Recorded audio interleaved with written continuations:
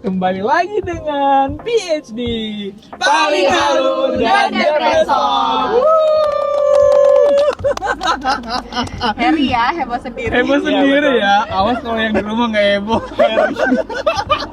Gue suka Erik agak terus. Hari ini kita punya topik yang sangat menarik dan Ya, sedang itu. hangat. Yaitu adalah kita akan membahas apakah IPK itu penting banget atau tidak. Prestasi yang Iya. average lah ya. Iya. Dan kita ini karena dari berbagai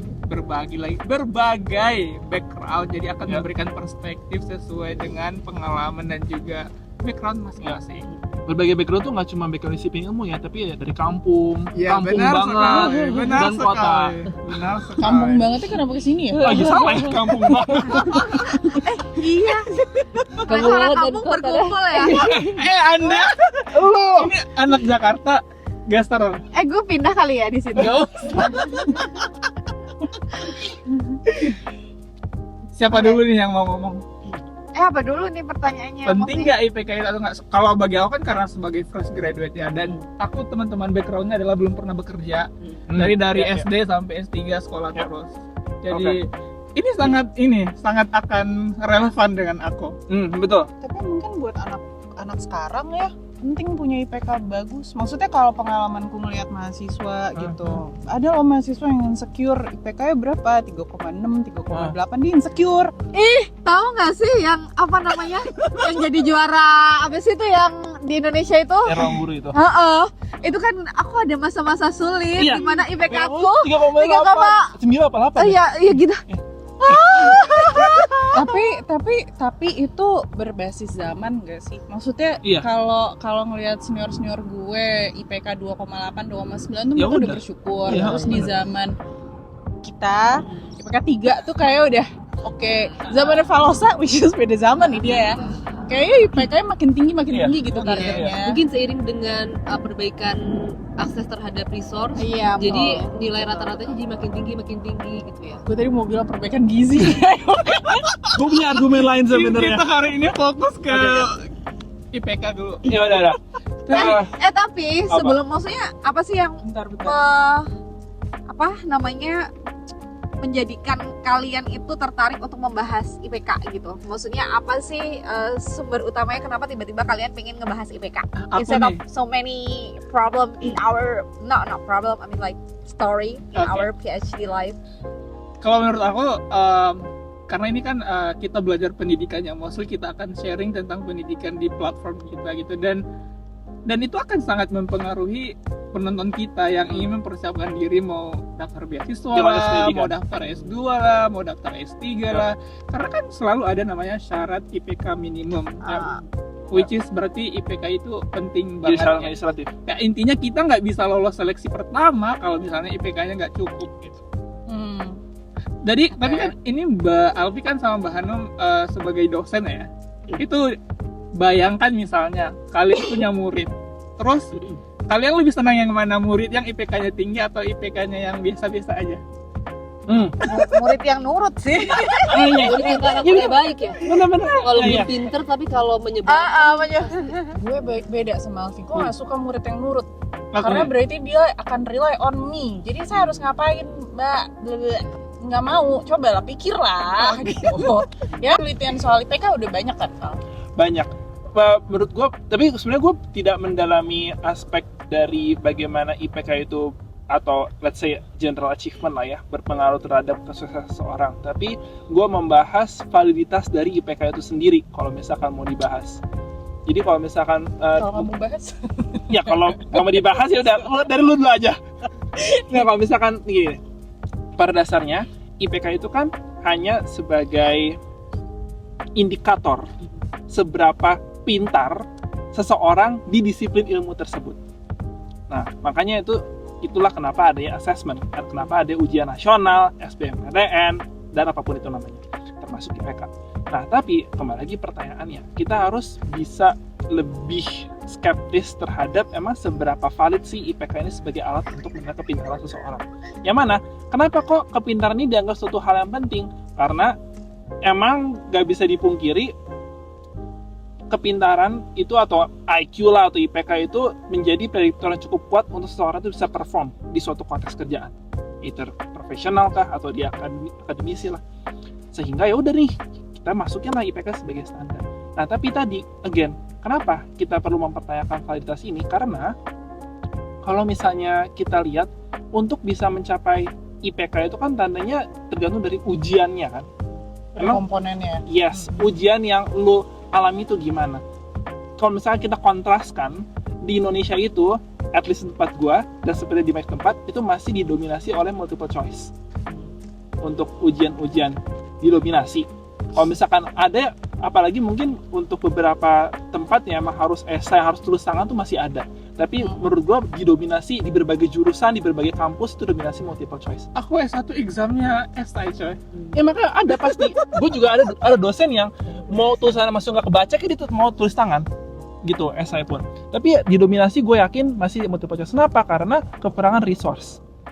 Kalau misalkan lu esai, lu bayangin lu harus baca satu persatu. Sedangkan satu dosen itu yang anak yang dia ajarin satu kelas tuh bisa berapa? 50 orang, 40 orang. Oh, lebih ya kalau di swasta, mohon maaf. Lebih. Ya Allah. Gitu kan. Jadi itu akan masuk ke dalam Harusnya seberapa aku pakai praktis. topeng aja Kak. Doktif dong, doktif dong. Tapi Suaranya disamarkan. Iya, nanti banyak curhat nih masalah problematika yang terjadi Iya. di kampus swasta. Ya gitu. Jadi ya untuk dalam konteks agar bisa dilakukan nih assessment itu, makanya udah kita pakai format yang bisa lebih cepat dilakukan, which is multiple choice. Nah, buat multiple choice pun ada levelnya. Kalau misalkan multiple choice yang cuman ya kayak level hafalan doang, gampang, buatnya segampang itu. Nah, kalau mau lebih susah sebenarnya kayak mobil SBMPTN, nggak tahu sekarang masih kayak gitu nggak ya? Vignette-nya gitu Ada. Ya pilihan mana yang benar? 1, 2, 3 benar, 1, 3 benar, 2, 4 benar, 4 benar atau semua salah, atau enggak A menyebabkan B, A dan B benar tapi nggak saling menyebabkan. Nah itu kita dalam membuat pusing ya. iya dalam Jadi ada proses berpikirnya. yes, jadi bagi si pembuat Terus lagi nih. ya, bagi si pembuat soal dan bagi si penjawab soal, which is mahasiswanya itu lebih repot gitu kan.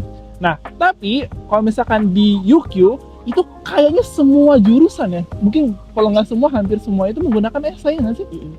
Aku Iya. belum pernah nemu Iya. ujian Multiple choice. multiple choice. Karena mereka di sini tuh menekankan untuk pengembangan critical thinking. Iya, betul.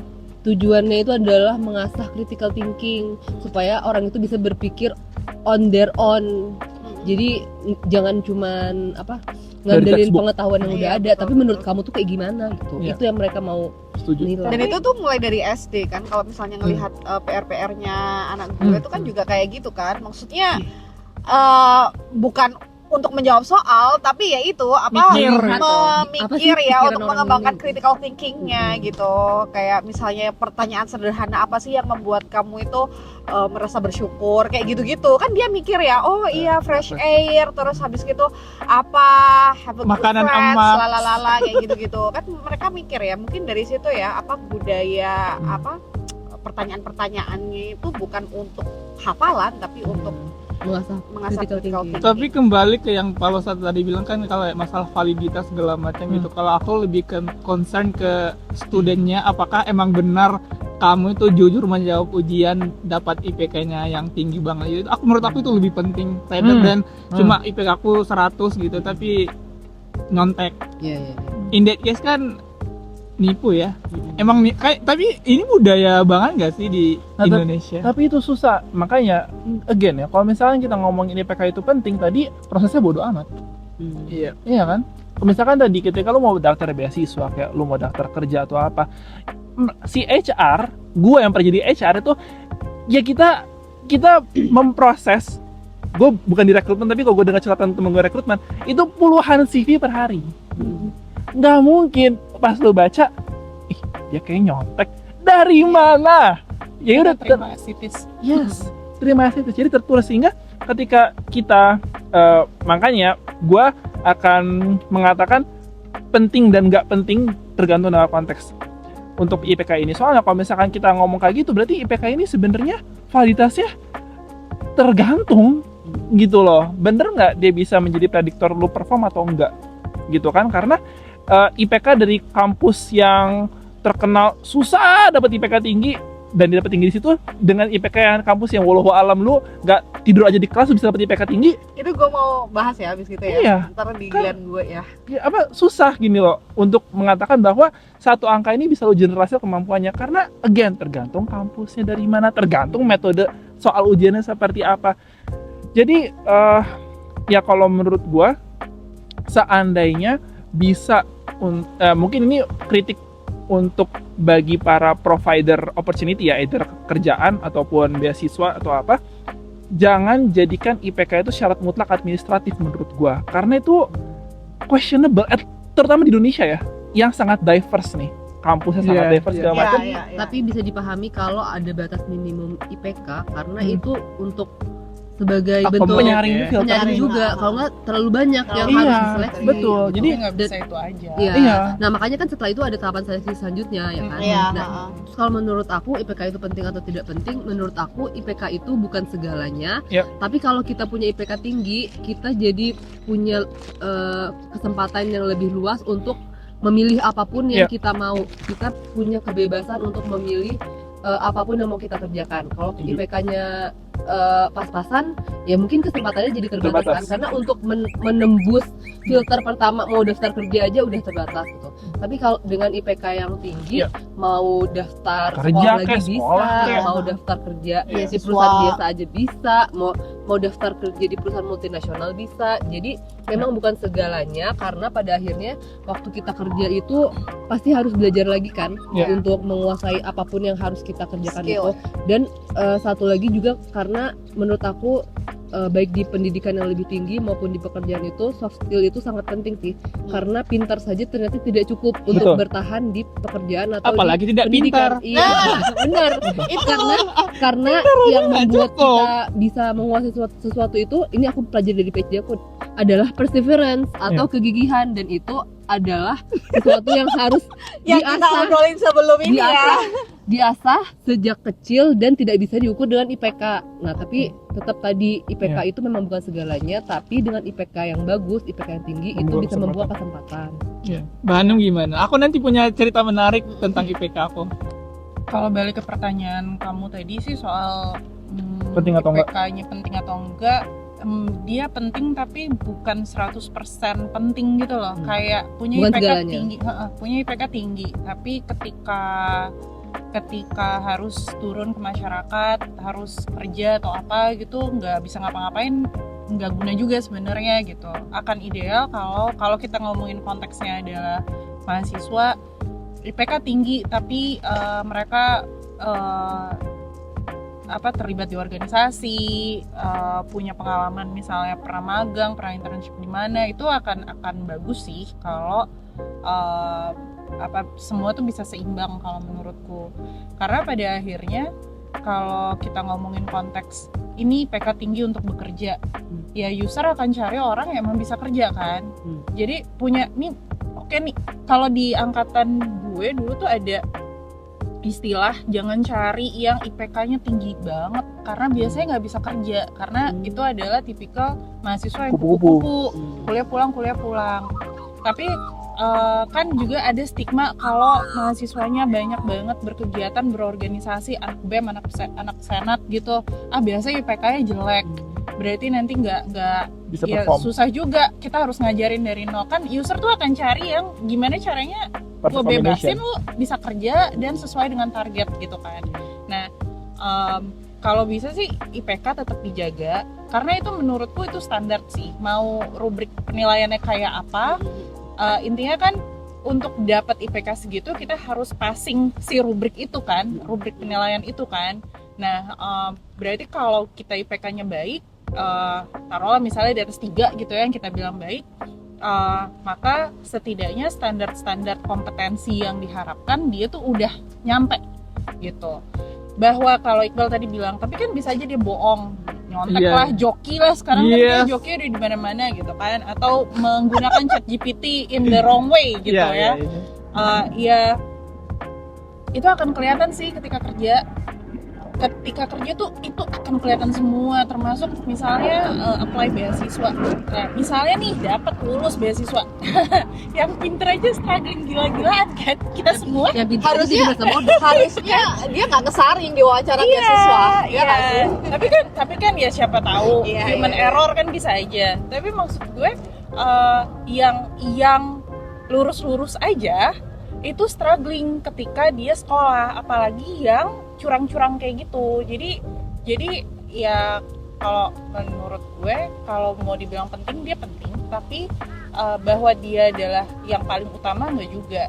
Harus ada banyak kayak tadi gue setuju kegigihan, karena dalam penelitian yang gue baca IPK tinggi tapi kalau orangnya nggak gigih, orangnya nggak tekun, academically juga nggak akan berhasil sebetulnya gitu ya. Kita lihat deh PhD, kalau kita ngomongin PhD aja ya teman-teman yang mau S3, gue selalu bilang PhD itu bukan soal lo pintar atau enggak, Benar. tapi itu soal lo gigih atau enggak, Benar lo sekali. bisa persisten enggak di jalan itu, karena kita 3-4 tahun neliti hal yang sama, Membosankan gitu, sampai muak. bisa bosen, bisa muak, ketemu sama supervisor yang dia lagi, lo harus punya komitmen yang tinggi, dan dalam mempertahankan komitmen lo itu banyak banget kan cobaannya, cobalah teman-teman. Ya kan kayak kadang-kadang supervisor lo, kadang-kadang elonya, kadang-kadang lingkungan lo nya yang nggak suportif. Jadi itu kalau lo cuma sekedar pintar, jadi gue bilang ya sekedar pintar, jadi yang nggak guna. Tapi kalau lo gigih, lo bisa tekun, lo bisa regulate your emotion gitu ya selama PhD, ya mudah-mudahan bisa. Karena ya, akhirnya gue betul-betul menyadari bahwa ya emang bukan soal pinternya sih, tapi soal lo bisa persisten nggak di jalan yang udah lo pilih gitu. Mak Delta gimana? Berat ya. Kalau di gue ya sebagai dosen, IPK itu apakah penting atau enggak, itu penting, tapi udah dijelasin sama teman-teman ya, bukan segala-galanya. Istilahnya IPK itu basic standar buat lo itu mencari Bare minimum pekerjaan, lah gitu. iya ya, mencari pekerjaan, daftar beasiswa dan lain-lain. Gue itu selalu ya, ini sebelum gue memulai perkuliahan dengan mahasiswa baru, gue tuh selalu muterin video Anies Baswedan, which is nggak apa-apa ya, disclaimer ya, gue tuh fans berat Anies Baswedan. Di sini gue nggak bisa Dia dapet gelar baru kan sama netizen. SAW nggak sih? Aduh gue mau ngakak. Solo Gara-gara dia Oh.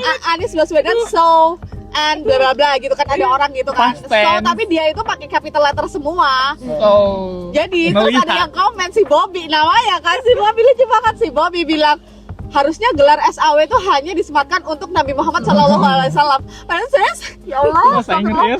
Makanya itu akibat dari enggak. Pentingnya IPK tinggi ya biar bisa membedakan so dan Bukan, pentingnya mengembangkan critical thinking. Oh iya. Enggak, pentingnya belajar bahasa Inggris.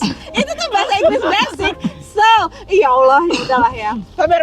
Iya, astagfirullahaladzim, lucu Oke, banget lagi ya. calm down. Jadi itu ya, karena gue fans berat Anies Baswedan, jadi gue tuh suka banget sama videonya Anies yang mahasiswa baru. Kalau lo semua nonton ya, karena gue di sini kan selaku dosen ya.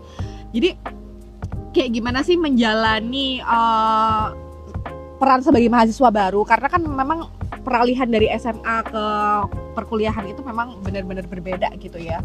Mereka tuh belum tahu, mungkin kan istilah IPK bahkan itu kan juga masih baru. Lalu kemudian kan memang perkuliahan ini kan dipersiapkan untuk ke jenjang pekerjaan ya, mencari pekerjaan ya.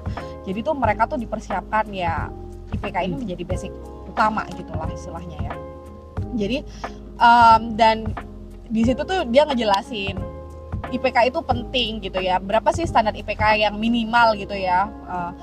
Kata kan banyak ya, ada yang 3, ada yang itu ya. Tadi teman-teman juga udah ngejelasin bahwasanya berbeda-beda antara masa ke masa. Tapi sebenarnya standar IPK kan segitu-gitu aja ya. Kalau di Indonesia kan 4 gitu ya. Indeksnya IPK-nya 4 gitu kan.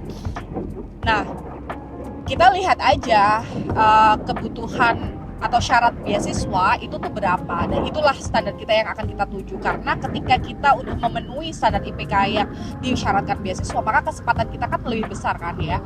Kalau misalnya di bawah itu, misalnya kayak ada yang bapak-bapak ngomong bahwa IPK itu nggak penting gini-gini, iya kalau misalnya di luar syarat IPK itu dia punya privilege lain gitu benar, ya. Tapi kalau nggak punya privilege lain, ya IPK itu salah satu modal ya. Lu bisa ngelakuin apapun gitu kan. Bahkan kalau misalnya IPK lu di bawah standar, lu bakal nggak bisa dipanggil wawancara ya kan. itu sih yang kayak ya mungkin sebenarnya apa yang dikatakan bapak-bapak itu, which is kita semua tahu lah, itu tuh ada benarnya ya, bahwasanya mungkin yang ingin beliau sampaikan adalah IPK itu bukan penentu segalanya. Saya IPK segini aja bisa begini begitu gitu kan. Cuman itu kan privilege ya bagi orang tersebut ya, bagi orang-orang kebanyakan kan nggak semuanya punya privilege yang sama dengan coba orang itu. rakyat jelata Gitu kan ya. Kalau rakyat jelantah Rakyat jelita. rakyat jelit itu tuh ya itu basic modal kita itu adalah IPK. Nah masalahnya sekarang ini ada problematika utama, di mana kita pengajar-pengajar di swasta ini dituntut untuk memberikan nilai yang bagus kepada mahasiswa. Oh really? Iya, untuk apa? Untuk apa? Untuk mengangkat akreditasi. Oh my god. Jadi, gue tuh lupa ya, gue udah lama meninggalkan perakreditasian. Jadi itu ada, gue nggak tahu di kriteria berapa atau standar berapa. Kan itu ada kriteria berapa gitu ya. Ya kayaknya yang tentang mahasiswa atau apa ya. Jadi nanti indeks rata-rata nilai angkatan ya, maksudnya nilai mahasiswa rata-rata itu akan mendukung nilai akreditasi baik atau enggaknya. Jadi kalau misalnya itu kan istilah indeks akhir ya. Penilaiannya adalah kalau misalnya indeks rata-rata IPK mahasiswanya nggak bagus, berarti kan ada yang salah dengan cara pengajaran, bla bla bla bla bla gitu kan. Ya which is itu bagus, sebenarnya nggak ada yang salah dengan kriteria tersebut ya. Tapi di lapangan kita itu kan akreditasi oriented ya. Kita itu maksudnya itu memperbagus kualitas pendidikan itu bukan karena ingin bukan. Maksudnya kadang ada gimana ya, gue takut nih. Jadi ada universitas tertentu yang tujuannya itu adalah untuk akreditasi ya, bukan semata-mata untuk mencerdaskan kehidupan bangsa gitu ya. Nah, jadinya ada tuntutan untuk dosen-dosen ini memberikan nilai yang bagus. Karena ketika nilai-nilai yang bagus diberikan, maka average-nya atau rata-rata nilai mahasiswanya itu kan akan naik. Itu mendukung akreditasi gitu. Nah, lu bayangin aja, indeks IPK itu kan cuma ada 4 kan, maksudnya indeks tertingginya adalah 4 gitu ya. Dan kita tuh kalau misalnya kita ngasih nilai C, nilai C itu udah paling buruk, padahal di zaman kita itu tuh nilai E itu paling buruk. Kita tuh nggak boleh ngasih nilai E, nilai D aja dipertanyakan. Sampai ada orang-orang ya, misalnya ya, yang kita kerja di swasta dengan saringan gajah, mahasiswanya yang semua disaring gitu kan, enggak disaring bahkan ya, disaring tapi saringannya gajah ya, which is gajahnya bisa masuk, semuanya diterima gitu ya, sebagian besar diterima. Itu kan ya kita nggak bisa menolak mahasiswa dengan standar tertentu ya. Lalu bandingin aja, itu kan gap antara yang pinter dengan yang kurang. Gimana ya menyebutnya ya, aduh gue nggak bisa seluas itu ngomong ya kan. Itu tuh kan pasti tinggi banget. Academically gifted sama yang biasa aja. Yang B aja ya, sama yang academically gifted. Oke. Seperti lu ya ini. Itu kan gapnya harusnya tinggi banget kan.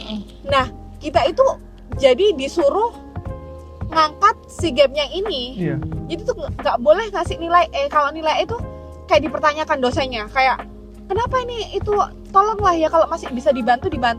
Kalau nggak itu, nah kita tuh gimana sih jadi dosen tuh gimana? Padahal istilahnya kita ngasih nilai yang seperti itu biar dia belajar lagi, kayak kita dulu kan ya, maksudnya kita ngulang lewat apa dulu kita itu ngulang semester depan, tahun depan lah. Iya ngulang tahun depan atau ada semester pendek kan itu ngulang kan.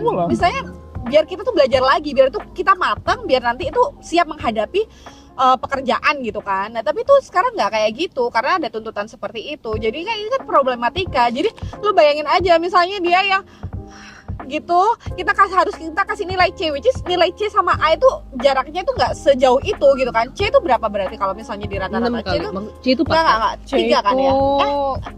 B itu 3 ya. Maksudnya kalau misalnya Kalau C2 kriterianya, aduh gue udah lupa Kan lagi. Kalau di 0,4. kuantifikasi. Predikatnya A kan 4 ya, iya. B A kan 3, 3 B C 2. ya kalau semua C nilai lu 2. ya itu. Tapi maksud gue Kan itu keempat. bahkan kayak nggak boleh ngasih nilai jelek gitu loh. Kalau bisa tuh B Iya. itu nilai minimal gitu kan. Kayak gimana? Tapi C itu lulus. Lulus. Itu lulus. Yang nggak lulus itu D. Karena kalau akreditasi setahu gue kita nggak, seingat gue waktu ngurusin akreditasi gue nggak pernah naro IP mahasiswa, tapi waktu lulus. Jadi berapa lama yang dia butuhkan Untuk lulus. Nah kalau dia ngulang-ngulang mulu, kan berarti dia jadinya lulusnya Lama. lewat Lama. 5 tahun. Oh iya itu Cinta juga. kampus. Tuh, nah Itu itu, juga. yang nanti Cinta jadi kampus. masalah. Gitu. Iya, itu apa sih penilaiannya? Gue lupa ya. Iya, Pokoknya iya. itu ada lah dengan waktu lulus. Karena Ya itu fenomena yang terjadi ya. Jadi kita itu dituntut untuk ngasih kalau bisa, bahkan sekarang SMA aja juga kayak gitu loh. Iya. Ya kan? Iya. SD, SMA yang ada di Indonesia itu tuh kalau bisa tuh nilai average-nya kan tinggi-tinggi Iya. kayak 70, Iya. kayak 70. 70 tuh rendah. Bayangin, 70 tuh rendah. ya Allah zaman gua aja itu KKM tuh 78 apa? Kriteria Ya, itu satu tahun kan. minimal 78. zaman gue nggak ada lagi. Gak ada kayak Iya, kita lalu. tuh rendah-rendah banget. KKM ke 85. Tuh, coba KKM loh. Jadi nilai di rapat tuh paling rendah Tapi 85. itu real nggak kayak gitu? Real. Karena aku selalu ada satu mata pelajaran yang Enggak. nggak lulus. Enggak, maksudnya enggak yang nilai rata-rata Apa? kelas biasanya berapa? Nih, Rendah banget itu kalau 86 gitu, 87. Itu Hah? rendah. Enggak dong. Tapi kan KKM-nya 85. gini. Jadi kalau di tempat gua waktu itu, ketika gua sekolah, kan dia ditinggiin KKM-nya Ha-ha. karena program gua tuh program pertama di sekolah itu waktu itu. Sehingga ditinggiin agar nanti ya bagus dong. Ha-ha. Kenapa sih tujuannya meninggikan KKM? Agar itu KKM 8 tuh. Kalau misalkan nilai lu di bawah 8 lu harus remedial. Harus remedial agar nilai di rapot lu minimal 8. Itu tujuan KKM tuh agar nilai di rapot lu minimal 8. Sehingga ya nggak ada tuh cerita gua dan teman-teman gua punya nilai di bawah 8 ya karena pasti Remedial remedial. terus. Dan lu akan dapat 8. Tapi kan itu yang kelas lu, which is itu Pas gua doang. kelas lu doang kan. Yang mana Kelas mah- dia itu ini apa Aksel. namanya akselerasi. Kalau lainnya biasa 75, 74. Ini yang nonton bingung kali ya, Valosa akselerasi. Ya, gue juga akselerasi waktu TK. Aku nggak pernah TK. Dia akselerasi yang beneran.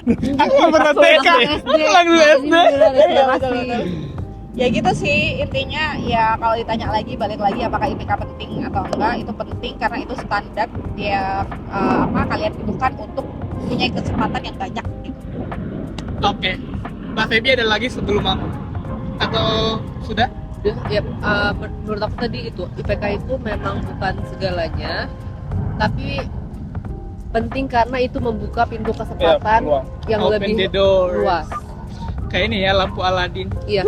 Dan aku setuju kalau kata Alfi, iya kalau misalnya yang IPK-nya rendah punya resource, misalnya punya modal buat bikin usaha atau punya jaringan buat kerja. Tapi kalau buat sebagian besar orang, ya itu memang jadi modal dia untuk entahkah melamar kerja atau buat melamar pendidikan yang lebih tinggi untuk mengubah hidup dia dan keluarga dia. Yap, benar. Jadi tidak boleh diremehkan menurut aku. Oke, aku ya dari perspektif dari desa banget yang dari desa banget lah. Banget Terus lah, dari yang belum pernah kerja, yang pemburu beasiswa. Jadi kayak aduh kalau nilainya nggak bagus nggak dikasih uang itulah itu. Iya.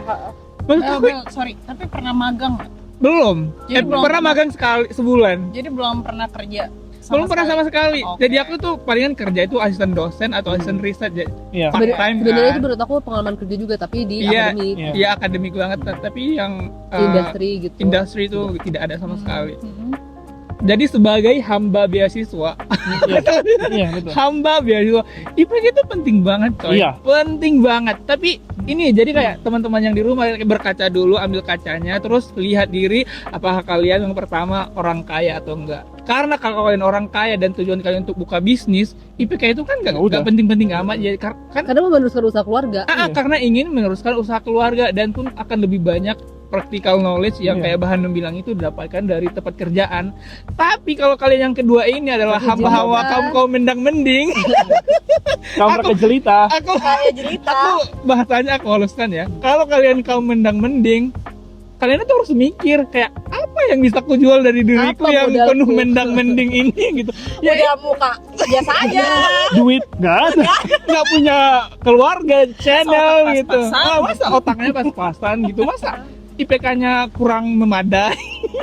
Itu menurut aku tuh tahu diri itu penting banget karena pada akhirnya kan I would say ya, banyak kan yang sekarang yang bilang ngapain IPK penting akhirnya jadi karyawan. Emang semua orang pengen jadi wirausaha? Emang semua orang pengen buka usaha? Emang semua orang pengen jadi menteri? Kan enggak, dan enggak semua orang punya privilege yang kayak Mbak Alfi bilang tadi. Jadi harus tahu kayak kita itu end game-nya mau kemana gitu. Kalau emang mau buka usaha, tapi kayaknya orang yang buka usaha juga pintar loh. Kalau orang bego, harus mengelola bangkrut. bisnis itu susah Iya, loh. betul. Bangkrut. Aku kasih contoh deh, aku kemarin baru cek LinkedIn-nya Belva Devara. IPK-nya gila coy, selalu top 1% gitu. Dia orang Dia gila. dia kan ke Stanford, ke Harvard, terus Iya. dia CEO, co-founder lagi. Iya. Itu menurut aku kenapa Dia yang di satu highlight selalu contoh yang kurang bagus gitu. Kenapa yang nggak di Karena mereka yang ngomong, maksudnya mereka Mereka yang yang punya mau. suara. Oke, Iya Kayak kan? sih. Makanya Belva take over. Gini, kalau menurut gue mungkin gue mau membawa ini take it to the extreme. Jadi bahkan pertanyaannya kalau bisa bukan kenapa IPK itu penting, kenapa sekolah itu penting Interesting. gitu. Karena kalau misalkan tadi Kenapa sekolah formal itu penting? ya sekolah Iya, formal itu penting. Karena tadi kalau misalkan mindset seperti yang bapak-bapak bilang itu adalah ya untuk dunia kerja, sekolah formal menurut gue tidak berkontribusi sebesar itu skill yang lu dapat dari sekolah formal untuk dunia kerja hands on. Makanya sebenarnya gue pendukung untuk mentrenkan sekolah vokasi, karena kalau misalkan mau langsung hands on kerja itu lebih tepat guna. Nah tapi kalau kita ngomongin kan, dan trennya itu orang-orang yang mungkin top 10 dunia itu banyak yang mereka drop out college lah, Ya, Tapi lihat dulu college-nya background dulu mereka. di mana? Yes, itu Mereka drop out dari mana? Iya. Bukan dari Yuki, bukan. nah, tapi gitu. Jadi orang-orang tuh selalu kebanyakan berpikirnya, lihat aja Mark Zuckerberg, lihat aja Bill Gates. Mereka nggak kelar kuliah tapi itu, Cek emang lu punya profilnya. semua modal seperti yang mereka punya dari otak maupun duit dan kesempatan? Tidak. Jadi kalau misalnya kita ngomongin in average, kita ngomongin statistik, orang itu emang kuliah, dapat IPK, jadi karyawan. That's it. In average, misalnya we have to be realistic gitu. In average seperti itu. Memang, again, ketika lu orang yang lebih dari average atau berbeda dari average, ya udah, emang IPK bodo amat lah. Nanti gue bisa jadi petualang, gue bisa bikin Soalnya bisnis bapak gue sendiri. presiden gitu Iya, kan. atau enggak, emang gue Disensor nih. juga nggak memungkiri bahwa ada orang-orang yang ya bukan dari keluarga yang gimana-gimana gitu, IPK-nya bahkan mungkin drop out juga, tapi dia bisa punya duit karena dia buka usaha. Ada, betul. Ada. Contoh konkret, ada di Bandung itu yang jual es cendol. Jadi itu di depan rumah sakit Elizabeth. Jadi es cendol Elizabeth itu kata bokap gua dulu itu beneran gerobak es cendol jual Elizabeth. Biar gue kecil. Nah, bayangin, sekarang itu udah punya tokonya sendiri, gitu. Dan Kemana-mana lagi dia. iya, dan gue yakin dia nggak kuliah, gitu. Terus aku ngomong gitu, ada juga di Jakarta di Tebet roti bakar Edi, sama, Gue punya prinsipnya cerita lagi di sama, situ. gitu. Udah. Iya, gitu. Jadi kalau lu ngomongin, tapi tuh lihat tuh orang-orang kaya itu, orang-orang sukses itu mereka nggak punya IPK tinggi, bahkan nggak kuliah. Iya. Bapaknya siapa dulu? Tapi dan mungkin itu background juga bukan background keluarga yang kayak gimana, betul. Tapi kita ngomongin statistik nggak seperti itu, saudara-saudara. Mereka adalah pencilan. Mereka itu outlier. Betul, outlier. Tapi kuliah kan it's not always ya kayak belajar akademik kayak teori segala macam, tapi kan kuliah itu juga dapat koneksi kan dan Iya. dapat pengalaman Dan mengasah critical thinking. Iya benar Critical thinking terus ya. Itu modal buat membuka usaha tuh perlu critical thinking. apapun kayak contoh nih, tahu Cimehong kan? Iya. Anaknya semua kuliah luar negeri loh. Aku baru nonton. Anaknya tuh 4 kuliah di Australia, di Melbourne, terus di Kanada, di di US, satu lagi Udah 2 di US. 2 di itulah. Dan Apakah untuk biar anak kita bisa kuliah di luar negeri kita harus tendang-tendang botol Ini- kaleng Wisman? dar gitu. Tapi itu kayak menurut aku kayak si Cimehong ini kan wirausaha ya. Dia aja yang wirausaha nih, yang udah sukses banget, yang udah Masih usahanya menyekolahkan besar, anaknya. tapi anaknya itu masih diusahakan kuliah sampai ke luar negeri. Itu Di menunjukkan sekolah kalau bagus. pendidikan itu emang penting banget, walaupun nanti dia itu bukan mau jadi dosen kah, Iya. atau bukan jadi researcher. Mungkin anaknya bakalan mewarisi bisnis yang besar itu, Iya. tapi tetap harus punya critical thinking itu, dan itu didapat di mana? Di sekolah formal. Salah satunya di sekolah, di tempat kuliah. gitu. Mestinya didapatkan di sekolah formal, walaupun ya tadi ada juga sekolah kayak ya udah Bismillahirrahmanirrahim, tapi ya sebenarnya konsep dasarnya seperti itu. Jadi kalau menurut gua ya again ya, kalau ngomongin penting gak penting, gue setuju sih bahwa kita harus tahu, mungkin kata itu dia Anis atau siapa yang bilang ya, bahwa ya kita harus tahu lu orientasinya kemana. Aku tadi yang bilang endgame-mu mau kemana? Benar. Jadi Anis lagi enak aja. Iya bener ya Anis ya. Lu jangan ini loh. Iya, misalkan tadi kan ya kalau misalkan lu mau mencoba untuk membuka peluang dengan mendapatkan akses yang lebih dibandingkan orang lain, yaitu dengan belajar ke luar negeri, ya lu cari tahu ada nggak sih minimal requirement GPA-nya gitu atau IPK-nya. Kalau ada lu kejar ke situ. Jadi ya kalau lu emang tadi pengen ngelanjutin usaha keluarga lu, misalkan lu punya keluarga usahanya bengkel dan ya udah, ya lu fokus aja. Karena ada dulu tuh tetangga gua. Jadi Lu tetangga lu orang Bandung. Rumah sakit Elizabeth. Heran gue tetangga lu. tandanya ini kan untuk merepresentasi rakyat pada umumnya kan. Iya, jadi bahwa Iya. Karena kita ya Kita kan fokusnya rakyat jelita. jelita. Iya. Iya. Iya, jadi tetangga gue itu, bokap gue itu ada punya bengkel langganan di Cirebon. Nah, masalahnya dia tuh banyak banget tuh tetangganya yang punya cerita. Heran gue. Ya, Dia sangat memasyarakat. Sangat tahu kehidupan tetangganya. Pulang kayak lu jadi lurah ya. Heran gue. jadi bokap gue tuh punya bengkel langganan di Cirebon. Itu pokoknya ya udah tua lah ya gitu. Nah, cucunya ini tuh setiap pulang sekolah pasti langsung mampir ke bengkel. Ya, dari zaman SD gitu. Jadi di sekolah pun, dari SD pun dia nggak tahu belajar gimana. Ya udah, karena dia lebih suka ngoprek mesin. Akhirnya kalau nggak salah dari kakek ini langsung ke cucunya yang peneruskan bengkel, bukan bapaknya gitu. Karena emang dia punya hands on pengalaman dan keterampilan di bengkel tuh bagus. Jadi ya tadi kalau lu emang ada rencana, teman-teman rencana ke sana, udah tahu nih gue mau ngapain, fokus aja ke apa yang mau dilakuin. Tapi kalau misalkan in average teman-teman juga masih gue nggak tahu mau kemana, mau ngapain, ya udah kita ambil safety net dulu aja. Jadi IPK tuh menurut gue sebagai safety net sebenarnya. Iya. Jadi Gitu. kalaupun nggak bisa membuka usaha sendiri, bisa jadi kerja di Bisa tempat memilih mana. opsi yang Iya. lain. Opsinya lebih banyak. Jadi nggak pusing IPK-nya 0,1 gitu. Tapi kalau contohnya kalau Amit-amit tadi ya. si anak itu akhirnya jadinya ngelanjutin bengkel kakeknya gitu kan. Tapi kan berarti si bengkelnya udah ada. Iya, makanya kalau udah punya punya nama, Tinggal orang nerusin. udah tahu, dia tinggal nerusin gitu. Cimehong. Iya, itu kan berarti dia Doar. sebenarnya punya privilege sehingga dia bisa fokus pada hanya satu hal. Iya. Tapi kalau misalnya nih kita suka otomotif, misalnya si anak ini suka otomotif tapi bengkel kakek ini nggak sukses-sukses amat, nggak ada yang tahu, bengkelnya juga kecil, tiap hari belum tentu ada pelanggan, kan nggak bisa dia hanya ngandelin keterampilan dia sebagai montir, betul. ya kan? Harus ada sesuatu yang lain yang Iya. dia upgrade di dirinya, kemampuan jualan kayak Iya, apa betul, kayak betul, gitu kan. betul. Jadi kalau pada akhirnya kita ngomongin PK soal untuk kerja gitu ya, menurutku pun misalnya kita tahu nih, oke, gue misalnya apa, gue mau jadi psikolog gitu ya, maka gue pathway gue jadi psikolog Udah jelas.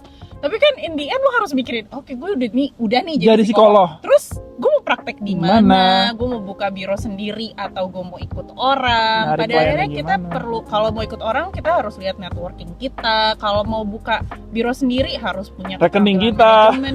Iya, punya modal apa enggak, atau kerjasama. Ada beberapa teman Iya. gue yang akhirnya cari orang yang mau invest, Iya, iya. dia yang kerjain, tapi kan harus punya keterampilan banyak hal gitu. Nah itu yang menurut gue apa ya, nggak apa ya, kayak punya gelar tapi juga nggak cukup sih. Iya. Harus mau Betul. belajar lagi, harus mau upgrade diri lagi gitu. Iya. Makanya kalau dibilang IPK penting, iya IPK penting, tapi Nggak sampai di situ. nggak sampai di situ, masih banyak hal yang mesti Betul. di upgrade. Tapi kalau tadi ngomongin sekolah penting atau enggak, kenapa kita harus sekolah?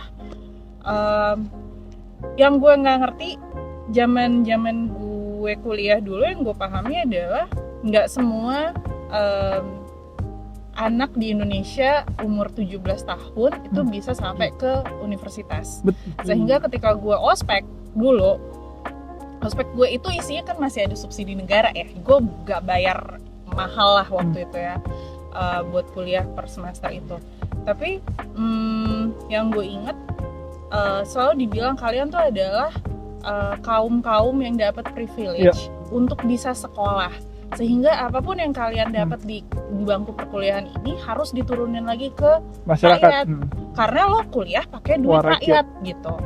Nah itu selalu setahun pertama kayak gue teriakan digaung-gaungkan itu dari senior gue. Nah cuma kan kalau sekarang kan subsidi pemerintah ke universitas kayak gue udah PTNBH kan udah mulai berkurang tuh ya. Kalau swasta apalagi dia harus berdiri sendiri. Berdikari. Apapun yang terjadi. Nah cuma sehingga yang gue nggak ngerti konsepnya tuh jadi bergeser gitu. Kayak kalau dulu mahasiswa KKN itu kayaknya dewa banget gitu kan, tapi kalau sekarang mahasiswa KKN apa? Nggak buat apa? Buat apa gitu kan? Selalu dipikirin, oke gue lulus terus gue mau kerja apa? Sehingga kita akhirnya dan universitas pun gue rasa akhirnya agak bergeser dari yang kita ngajarin mahasiswa untuk critical thinking dan lain sebagainya, jadinya lebih bergeser ke pasar butuhnya apa, kita bisa provide apa. Terbukti dari kalau tadi Alfi nyinggung akreditasi, salah satu poin dalam akreditasi seingat gue adalah output. Iya. Berapa yang keterima kerja? Output itu memang ngomongin kompetensinya tercapai atau tidak kan, dan berapa banyak yang terima kerja sesuai bidang. Iya. Dalam Dan setahun berapa lama? ya. Setahun Dan atau 6 berapa bulan. lama waktu tunggu mereka Iya. dapat Tunggunya. kerja kayak gitu. Betul. Nah, cuma yang jadi poin permasalahan utama adalah kalau misalnya lo kuliah psikologi, lo di luar jadi apa? Iya. Gitu, sesuai nggak sama kompetensi. Nah itu akhirnya beberapa program studi, bukan beberapa ya, mereka harus bisa nunjukin bahwa mereka tuh berdialog dengan para user dari mahasiswa mereka. User-user ini butuh apa? Sehingga akhirnya kurikulum itu dibuat sesuai dengan kebutuhan pasar. Market Iya, driven. padahal kalau sesuai dengan kurikulum, sesuai dengan kebutuhan pasar, mereka nggak butuh PhD loh buat ngajar. Iya. Jadi dosen nggak perlu PhD kan? Karena pada dasarnya PhD apa kepanjangannya teman-teman? Paling halus dan depressor. Dokter filosofi. Dokter Iya. filosofi kan? Kita Jangan harusnya dong, jangan gitu ya. kita harusnya berfilosofi kan? Oke. Berfilosofi dan Iya. filosofi itu seringkali tidak menjawab kebutuhan pasar. Iya. Iya kan? Jadi Ngawang, sebenarnya jadi Betul, nggak betul. nyambung. Kenapa akhirnya dosen mesti PhD kalau ketika akhirnya si dosen-dosen PhD ini balik ke universitas dan mereka harus ngajar, yang mereka lakukan adalah menjawab kebutuhan pasar, memproduksi anak-anak yang bisa bekerja. Kayak robot ya. Oh enggak no. Kebutuhan pasarnya adalah Hmm? agar kampus itu punya akreditasi yang bagus. Makin banyak PhD dan profesor. Iya nggak? Iya sih, Iya nggak? tapi kan nggak perlu PhD akhirnya. Essence-nya kalau itu tuh Ngapain kita PhD kalau pada akhirnya kita cuma harus ngejawab kebutuhan pasar? Enggak gini. Kan kampus itu sebagai Kita ngejawab kebutuhan kampus, bukan kebutuhan pasar. jadi kampus Market itu dunia kan pendidikan. ya betul kan kampus tuh jualan. Ayo dong kuliah di kampus gua aja. Kenapa kuliah kampus lu? Nih banyak PhD-nya, banyak profesornya. Jadi biar kampus lu makin laku, maka Iya, kampus lu makanya menyuruh lu sebagai budak kampus menjawab kebutuhan kampus, Iya. kebutuhan pasar. Nah kampusnya kan Iya. agar dia bisa dapat duit, agar masa mau itu, wah, kampusnya keren ya, banyak PhD di luar negerinya, atau banyak profesornya, banyak dokternya. Tapi antara jalur PhD dengan kebutuhan pasar dengan praktisi itu kan dua hal yang berbeda menurut gue ya. Ya nggak. Coba. Gimana? Nih, lo jadi PhD dengan lo jadi praktisi. Heeh. Ini dua hal yang berbeda kan? Terus? Nah, tapi kayak kalau misalnya lo harus menjawab kebutuhan pasar, lo cukup praktisi aja. Dosen dituntut untuk menciptakan praktisi-praktisi. Iya. Berarti dia nggak butuh PhD. Dia nggak mesti jadi PhD. Sebenarnya kayak gitu harusnya. Tapi dosen harus tahu nih pasar gue lagi gimana sih. Atau kalau misalnya gue psikolog, psikolog sekarang kayak apa sih masalahnya? Oh berarti gue harus nge-train nih psikolog ini harusnya begini. Nggak perlu gue jadi PhD. Nah, gitu. Itu menurut gue jadi emang banyak mau intinya. Karena beneran, karena di satu sisi mereka berharap untuk meningkatkan status kampusnya itu karena makin banyak PhD makin bagus kan status kampusnya, sehingga makin banyak maksudnya mau datang mau bayar, bahkan bayar mahal. Nah tapi di sisi lain mereka juga maruk juga, mereka pingin si dosen-dosen ini juga tahu lapangan, jadi harus praktisi juga. Jadi Karena pada dasarnya universitas itu seharusnya menurut gue diciptakan bukan untuk menjawab kebutuhan pasar, tetapi membantu mahasiswa punya critical thinking yang diolah oleh para PhD ini dan para profesor. Itu Gitu, intinya. critical thinkingnya, bahwa critical thinking mereka itu kemudian mereka jawantahkan ketika ada di lapangan, yaitu cara mereka sendiri. Jadi Tapi- apapun mereka, Jadi- tapi jadi iya, dilempar itu kayak seed jadi gitu bukan loh. kayak robot Tumbuh yang subur. tadi Iqbal bilang kan, Iqbal bilang kayak jadi kayak kita kayak memproduce robot dong. Iya kasarnya kayak gitu. Tapi sebetulnya yang perlu ditekankan pada level universitas adalah critical thinking yang mungkin tidak terasa dengan baik di pendidikan dasar Sebelumnya. SD sampai SMA. Gitu loh. Menyuyut acu. Terus sekarang ngomong-ngomong, kira-kira IPK kalian berapa sih? S1, terakhir S2. aja. Oh ya udah. Aku terakhir ya. Dari yang RQ paling ini deh paling Wah, RQ. S1, S2. Kita cerita tentang IPK ya. Tapi bilang dari misalnya 5 dari 4 dari 4 gitu. Misal. Ya elah kalau di Indonesia semua mah. 4 kan? Semua. Saya S2-nya. Sombong kali ya. Saya S2-nya Sombong kali. Cuma dia outsider ya. S1 3,3 aja Pak. Itu udah Tapi bisa sampai di sini. gitu. S2 nih ya, jadi S1 gue sangat mempedulikan IPK gue. Jadi kayak sampai bikin catatan gitu. Oh berarti kalau mau IP-nya segini harus ngapain berapa? gitu. Iya. Nah ketika S2 gue kan kuliahnya profesi. Yes. Itu udah dipaketin. Jadi gue tidak pernah melihat sistem Yeah. nilai gue kayak kalau gue nggak dipanggil sama penanggung jawab profesi berarti gue aman gitu. Gue baru lihat IPK itu di ujung ketika gue lagi revisi tesis. Berarti udah ujian tesis tuh. IPK gue 3,8. Ketika tidak dipedulikan dia naik. That's good. I mean ketika nggak ada pressure you Iya. grow lebih natural. Tapi lebih memang bagus. ketika gue profesi, kuliah S2 profesi, utama yang gue cari itu adalah proses. Jadi gue harus paham karena kan tanggung jawabnya lulus jadi psikolog, tanggung jawabnya adalah Orang. klien. Kalau salah diagnosis ya udahlah gue dosa seumur hidup gitu kan, menghancurkan masa depan orang itu.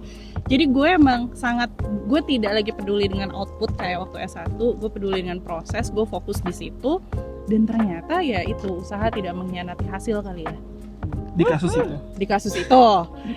Kalau di kasus lain Kayaknya gue udah muntah-muntah. kayak gini-gini aja gitu. Di kasus PhD ini Makanya di kasus itu. iya, di kasus itu. Kalau PhD ini yang penting lulus. PhD nggak ada IPK, Iya, udah nggak relevan. Kita Ya, jalan udah aja, nggak Mbak. relevan. Ya gitu ya. Kita masih bisa Siapa next? Mbak Feby atau Mbak? Wah, Siapa RQ Jadi selanjutnya? aja deh. kita bertiga sama RQ-nya. Oh kalian sama. Oh iya. Abjad, pakai abjad. Abjad ya Allah. Kayak anak Oh gue ya. Abjad. Aditya. Kan lu paling Oh bagus. iya lu. Aditya. Aditya. Oh iya, Aditya. Aku waktu S1 IPK-nya 3,51. Itu jangan disangka bagus terus ya. Karena waktu semester 1 itu aku sempat dapat nilai UTS kalkulus 8 dari skala 100. Iya, nggak apa-apain mah. Nggak dihitung, nggak dihitung. ujian Cuma juga ngobrol. ceritanya. Iya. Kita kan lihat nilai akhir ya. Sisanya bagus. Kita nggak lihat proses. Kita kan sebenarnya. menjadi rekruter, nggak peduli proses lu gimana. Iya, Kita kan jadi ini jangan apa? dipikir itu Result emang- oriented. jangan dipikir itu emang selalu sebagus Selalu itu stabil, sepanjang gitu. history studi gitu. Waktu S2 cuma naik sedikit 3,62. Tapi alhamdulillah yang penting lulus dan Yang penting bisa sampai di lulus. sini. Alhamdulillah. Alhamdulillah lulus. Fast track, gila. Tapi LPDP tuh lihat GPA. Iya. Iya, iya. Minimal 3, berapa sih? 25 ya? 25 ya. Gila, dia tuh lebih tinggi daripada AS. AS tuh cuma 3. Dan kalau S2 ke S3, S1 S2 cuma 2,75. Kalau kita dilihat nggak sih Apa? GPA? Dilihat. Dilihat dan itu Iya ya? kayaknya RTP itu lebih RTP itu lebih ini, IP GPA, oriented oh. malah. Lebih parent kalau Gue nggak inget gue submit itu ya. Oke dulu. Gue tuh ada ya 3 IPK kan. Iya, benar. Apa? Oh, profesi lu juga ada Profesi IPK-nya. gue ada IPK. Oh. Dan setiap IPK tuh punya cerita sendiri-sendiri. Jadi gue tuh lihat pattern. Jadi di kehidupan ini itu kita lihat pattern yang berulang. Dan gue tuh merasakan itu sekarang juga. Oh, jadi kayaknya patternnya gini. Gue tuh selalu beradaptasi di awal-awal. Which is tuh kayak gue butuh waktu untuk beradaptasi. Dulu itu kayak di awal-awal kuliah itu gue waktu S1 ya, gue flashback gitu. Waktu S1 tuh emang gue kayak struggle di awal-awal. Selalu kayak gitu. Di profesi apoteker pun struggle di awal-awal, di S2. S2 pun struggle di awal-awal ya, karena mungkin gue kan selalu baru ya, universitasnya dari Jember itu baru, terus habis itu ke UNER waktu profesi, terus habis itu ke UI, which is itu kan benar-benar Baru semua. different, baru, dan itu kayak proses adaptasi gue itu selalu berdrama gitu ya, which is walaupun waktu itu juga gue di Jember gitu ya, itu juga drama. Jadi gue waktu S1 itu IPK gue 3,25 dengan segala praktikum lah, Iya, kayak farmasi segala yang air kayak mata gitu itu. ya, segala air mata gitu kan. Ya itu 3,25, terus which is gak jelek-jelek amat juga, gak bagus, tapi ya udahlah, at least istilahnya kalau misalnya IPK Standar itu dipakai untuk daftar S2, daftar beasiswa itu masih bisa gitu kan. Terus waktu apoteker tuh cuma setahun gue kan apoteker, dan itu dari Universitas Jember ke Universitas Airlangga yang dimana ya secara peringkat apa? peringkat kan juga lebih bagus gitu kan. Dan waktu apoteker itu kan gue klinis ya, which is gue tuh anak bahan alam banget. S1 skripsi gue tuh gue bahan alam gitu, disuruh ke klinis itu kan keteteran banget ya, sementara gue udah terintimidasi oleh anak-anak UNER yang klinisnya luar biasa. Ya itu sih pentingnya, kayak maksudnya kadang kita kalau terintimidasi itu kita proses belajarnya tuh jadi lebih susah gitu loh, karena kita udah merasa insecure duluan gitu kayak ya. otak amigdala kita tuh Iya. fight or flight gitu kan. Makanya kadang kalau kita misalnya ngajarin anak, kita junjung dulu kayak oh ini bagus, walaupun kayak Seperti kayak Iya. dibuka gitu. Lo gitu ngajarin. iya ngajarin Delta kayak gitu, karena ketika kita ketika kita kayak oh iya Mengapresiasi. bagus, itu mengapresiasi. Jadi dia tuh walaupun ya kita tahu lah ya dia masih proses belajar, tapi dengan diapresiasi kita tuh jadi semangat daripada kok kayak gini sih. Ya walaupun gue sering marahin juga sih ya. Iya. Cuman kalau di proses belajar gue tuh kayak selalu kayak Appreciate gitu, appreciate gitu. Australian banget ya. Iya. Jadi IPK gue cuma 3,14. Which is gue nggak apa-apa, yang penting gue lulus dari Yang lulus. 3,14. Kayak gue nggak berhak waktu itu, bahkan gue ngiranya malah di bawah 3 Iya. karena emang gue nggak sesuka itu dengan klinis, dan basic klinis gue tuh udah nggak Tertinggal sebagus banget itu lah, tertinggal banget. Terus habis gitu ke S2 ya, S2 di UI itu juga awal-awal tuh kayak struggle banget. Gue gimana sih anak-anak UI ini belajar, terus itu tuh di awal-awal tuh kayak gue stres banget ya, karena ya gitulah ya, culture shocknya gitu. Terus tapi kan alhamdulillahnya karena bahan alam ya, which is gue kayak masih mencintai dunia ini walaupun dengan ke-strugglingannya dan cerita-cerita di balik itu, ya alhamdulillah gue lulus dengan predikat dengan IPK 3,81. Jadi kalau ditanyain kayak Maju. jadi kayak sekarang kalau misalnya supervisor gue kan lihat, wih IPK-nya 3,81 di UI, terus habis itu pas gue kesini gue nggak bisa apa-apa, kayak IPK lu buat apa? ya maaf ini udah 7 tahun sejak gue S2 ya. Gue nggak riset apa-apa lagi tuh habis itu ya udahlah gitu I mean, guys. you had your moment. Iya. Ya bisa akhirnya kan dapat ini ya piagam, kalau di UI itu dapat piagam cum laude gitu kan yang bisa dipamerin gitu kan. At least ada foto gitu kan. gue ya itu ya. Apa namanya? Predikat cum laude gitu. At least gue nggak tahu piagam gue sekarang di mana, cuman kayaknya ada Kalau di di postingannya di Facebook.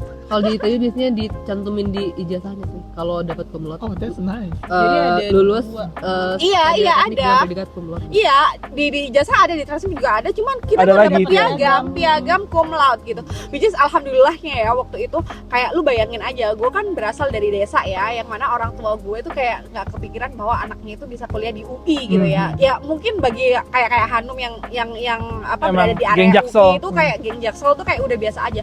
Tapi once gue ngebawa orang tua gue untuk kemudian gue wisuda di UI dan gue kan waktu itu alhamdulillahnya kan kayak lulusan terbaik di kalangan gue ya, di kalangan gue ya, gue kayak maksudnya di angkatan gue kan nggak banyak ya, maksudnya di kalangan gue karena alhamdulillahnya waktu itu cuma sedikit ya, cuman S2 kayak 10 orang gitu loh, dan ya udah ya alhamdulillahnya kayak gue tuh peringkat terbaik, jadi kayak gue duduk di yang depan gitu kan, yang di itu terus pas Center. iya dan momen itu yang nggak bisa gue lupain tuh ketika gue ngebawa orang tua gue sama nenek gue bahkan ya waktu itu kayak dari Neneknya Sidoarjo, lebih iya karena gue cucu kayak cucu kesayangan gitu ya. Iya. Jadi lu bayangin nenek gue, pokoknya orang tua gue tuh dari Sidoarjo sama adik gue juga itu ke Jakarta, ke UI ya kayak gitu loh. Habis gitu gue dipanggil pertama karena IPK gue 3, paling tinggi, kayak just kayak sebangga itu loh. Dan itu loh pentingnya IPK kalau misalnya kita mau ngebanggain orang tua ya dengan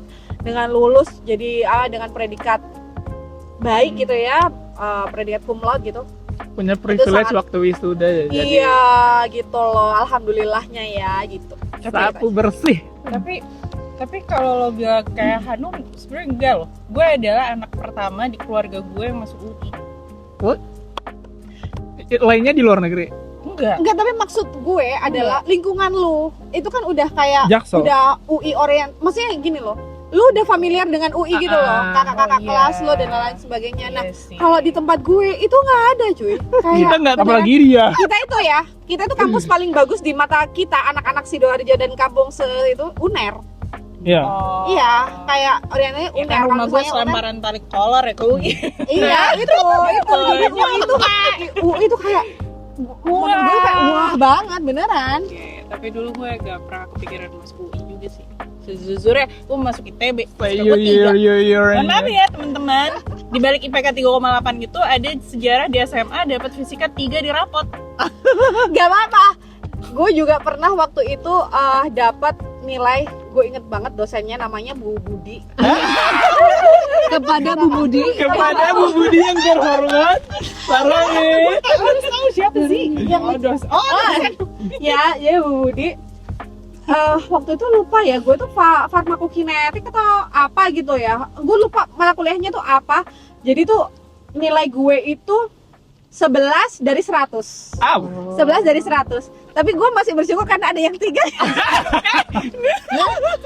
Mungkin itu gak dulu ada ujian Rorschach. 3 dari 100. Ujian Rorschach tuh ya kalau di Oh psikologi. iya, belajar Rorschach. Ada, kita belajar Rorschach. Kalau kita, gue Nah. tahu ada berita. Ujian Rorschach gue dapet 3 dari skala 3 dari skala, ya dia ngasih nilainya harusnya 100 ya, tapi gue cuma dapet 3. Gue gak ngerti itu 30 apa dia kurang nolnya apa gimana.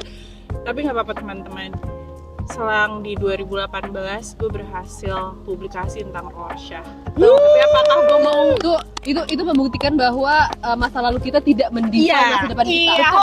Dan IPK-nya jelek tetap Masa semangat lalu belajar. kamu mendikte masa depan kamu. yang Iya penting betul. usaha. Pernah dapat nilai jelek, buktinya PhD kandidat semua sekarang. Alhamdulillah. Ya Allah. Iya. Ada lagi, Mbak? Enggak ya, yang nilai 11 itu karena waktu itu tuh kayak apa namanya, kan gue berhubungan dengan obat ya, jadi tuh kayak nggak peduli proses lu udah bener. Jadi tuh kan kayak kalau kita ngerjain sampai pada hasil akhir itu kan biasanya kita dihargai di prosesnya ya, hitung-hitungannya rumusnya bener apa-apa gitu ya. Tapi ini tuh nggak, kayak disalahin semuanya prosesnya tuh, karena kata dosen gue tuh bilang kayak gini, percuma kalau proses lu tuh bener semua tapi hasil lo yang lu kasih ke pasien itu salah, bisa COVID. Iya kan? Karena farmasi itu hubungannya dengan nyawa orang, apalagi untuk obat-obat yang indeks terapinya sempit atau istilahnya obat indeks terapi sempit itu ketika lu tingkatin dosisnya dikit aja itu udah efeknya toksik. Jadi itu yang berbahaya. Iya ya, bener ya. Jadi kayak gua dapat nilai 11 tuh kayak mau ketawa mau kayak gimana, tapi gua kayak lihat temen gua 3, ya Allah nggak apa-apa lah. Jadi untuk biar lu terlihat pintar, seenggaknya ada orang yang di bawah. Nah itu kan iya ya, kalau ada yang gue waktu itu 3 tuh udah paling rendah, tapi gue nggak sendirian. Tapi Itu sih udah Ayo anak ajaib, gua Ini belum. Udah. Anak ajaib. gua Jelasin Akselmu dulu gimana, biar orang tahu konteksnya. ya Karena jadi muka lo nggak dia tuh sebenarnya lebih muda dari aku. muka dia Axel sih. jadi gua pindah-pindah. SD itu gua sampai kelas 5 di Cirebon, terusnya kelas 5 pindah ke Jakarta. SMP kelas 1 sampai kelas 2 semester 1 di Cirebon, Jakarta, kelas 2 semester 2 ke Cirebon. Kebalik ke Jakarta. Oh my god. Nah, SMA gue baru full di Cirebon. Di situ gue, jadi ceritanya waktu gue habis lulus nih SMP, bokap gue lagi di Cirebon kan. Dia ngeliat koran, ada program Axel nih. Langsung nelfon, kamu daftar aja lah ini Axel, coba-coba aja. Di Jakarta itu. Apaan? Iya, gue SMP masih di Jakarta, SMP 41. Marsono, mereka Marsono ring, RM Marsono, iya, kita saya SMP. Satu SMP beda tahun ya. Beda tahun. beda dekade ya. Bukan tahun lagi. Kayaknya satu daftar warsan ya. Karena dia SMP gue kuliah, gimana tuh? Ya ampun. Terus Ya, jadi bokap gue bilang, ini ada program Axel nih, cobain aja daftar. Ya udahlah, akhirnya gue coba daftar, gue balik ke Cirebon, gue daftar, ya sekarang diterima, dan bagi Alhamdulillah ya. Dan sebenarnya ini perusahaan sponsor juga, gue sebenarnya masih kecewa kenapa Axel dihilangkan dari muka Indonesia. Udah hilang. Oh iya ya, aku Iya. baru tahu. iya, Ya, jadi karena Cuman bagi gue satu tahu gitu. momen sekolah paling membahagiakan tuh bagi gue Axel. Emang iya, katanya kayak stressful banget. Kata semua umat yang ngomong ke gue kayak gitu kan, Axel kan belajar mulu, Axel kan kayaknya Mungkin nggak karena ada lo ini." emang hobi aja. Iya. Makanya sekarang S3 lo Nih. filosofi. Nih, gue jelasin nih kenapa gue seperti itu, karena bayangin, Axel itu kita di sekolah gue ya, biar kata ekstrim ya. Jadi di sekolah gue itu, gue di Axel itu 20 orang satu kelas, kita AC-nya ada 4 dan mejanya itu satu orang satu meja dan ya. pakai kaca mejanya. Iya Wow. Dikala di sekolah gue saat itu ada namanya, kita bilangnya kelas Laskar Pelangi. Kenapa? Karena itu dari bekas aula dijadiin kelas. Saking kita sekolah gue waktu itu nerima banget banyak titipan-titipan. Sehingga ada yang satu meja itu bertiga, jadi satu kelas tuh ada kayak 60 orang deh.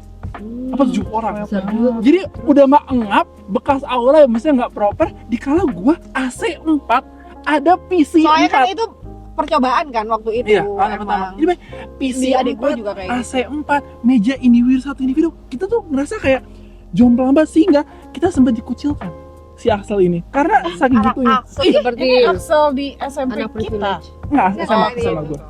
Gitu, jadi pokoknya segitunya. Karena itu akhirnya dekat banget nih Axel. Sehingga contoh konkretnya, di kelas gua saat itu, kalau ada teman kita yang nggak masuk 3 hari, sekelas ngunjungin, ngejenguk sekelas. Berapa sekelas tuh?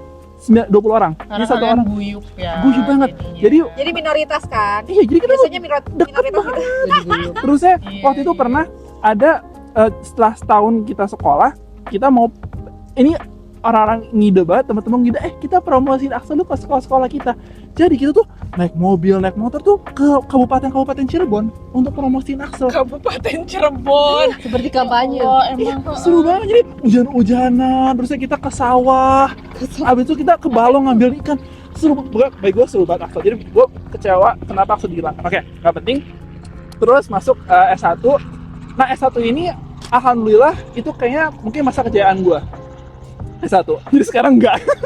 S1 masa kejayaan gue di mana? Ya, roda berputar. Iya, sih. betul. Jadi pokoknya kayak IPK bagus, gue kayak ada lomba, Dia merasa keren. menang-menang lomba, terus gue organisasi bagus. Dan saat itu, again, jadi ini menurut gue salah satu prinsip kalau lu nggak bisa menjadi yang terbaik, jadilah yang berbeda. Gitu. Karena ya otak gue nggak mampu jadi yang terbaik gitu kan. Jadi waktu itu gue lulus, ya alhamdulillah IPK gue waktu S1 3,56. Alhamdulillah. Dan di saat itu pokoknya kayaknya yang di atas, makanya ini teman-teman penting. Ketika teman-teman lagi di interview, terus saya cerita IPK atau apapun itu, jangan cerita IPK doang, tapi ceritain konteksnya juga agar mereka paham gitu. Ketika itu 3,56 itu di psikologi Unpad angkatan gua, itu yang di atas 3,5 tuh mungkin cuman 20 orang kayaknya gitu, dari 150 orang. Tapi setelah 2015 tuh kayak semua di atas 3,5 deh. Pokoknya ini jadi teman-teman harus iya. Jadi teman-teman harus bisa menceritakan konteks agar si yang interview teman-teman tuh tahu bahwa oh, lu tuh keren ya, iya, itu istimewa gitu. Jadi gue 3,56 dan waktu itu gue tuh lulusan termuda di gelombang itu, wisuda itu. Jadi pas lagi iya, jadi waktu lagi wisuda itu ya mungkin momen mengharukannya juga adalah kan ya gue bawa orang tua gue, terusnya ya udah Lulusan terbaik nggak? nama gue ya disebut Bawa orang tua lo dari mana? ya gue Dari Bandung ke Jatinangor. enggak, gue kalau wisuda di Pati Ukur di Bandung kalau wisuda Oh. Unpad itu. Terus Jadi, orang tua lo di mana? kenapa? Orang tua lo tinggal di mana?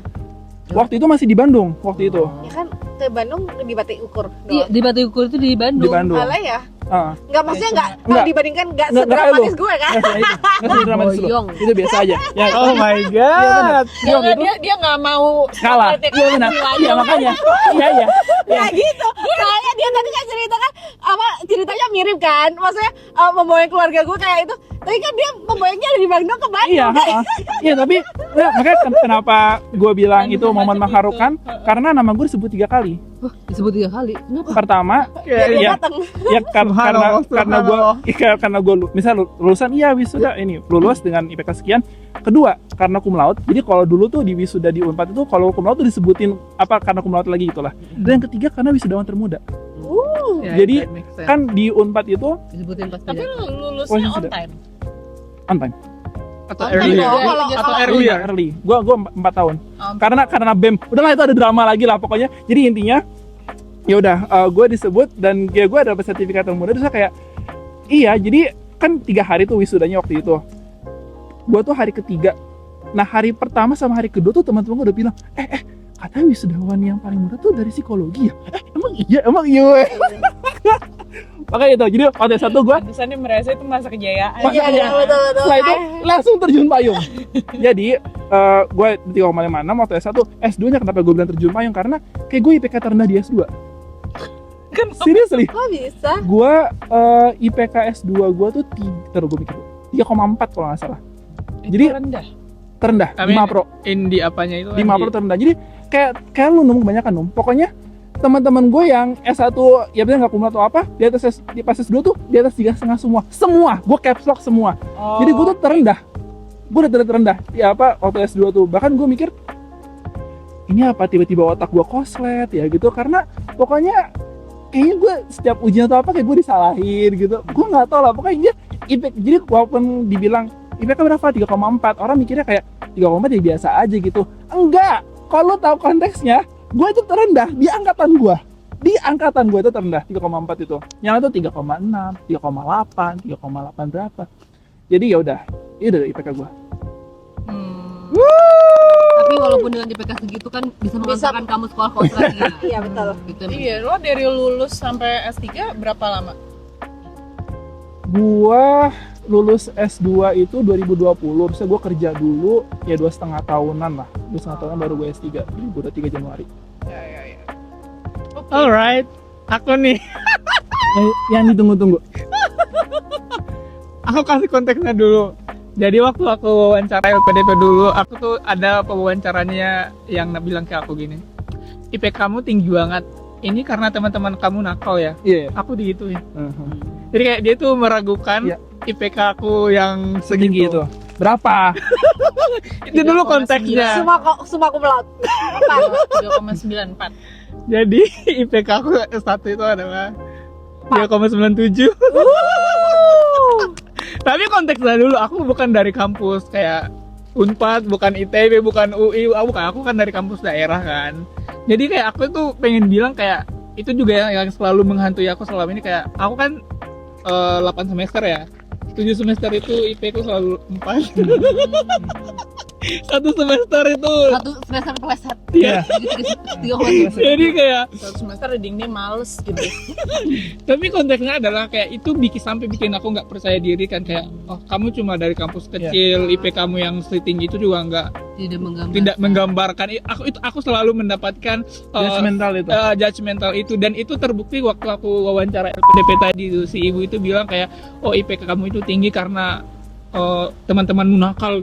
Berarti aku kayak seolah-olah mendapatkan IPK itu bukan karena usahaku, tapi teman-teman ya. tapi karena teman-teman aku terlalu buruk, makanya dosenku ngasih aku nilai bagus gitu. Nah itu aku dapat judgmental yang gitu. Tapi kalau misalnya kalian tanya teman-teman aku waktu S1 itu aku kayak ujian itu aku kayak 30 menit itu aku udah selesai karena aku emang well prepare itu. Jadi kayak, dan orang tahu kalau aku tuh nggak mau kerja sama.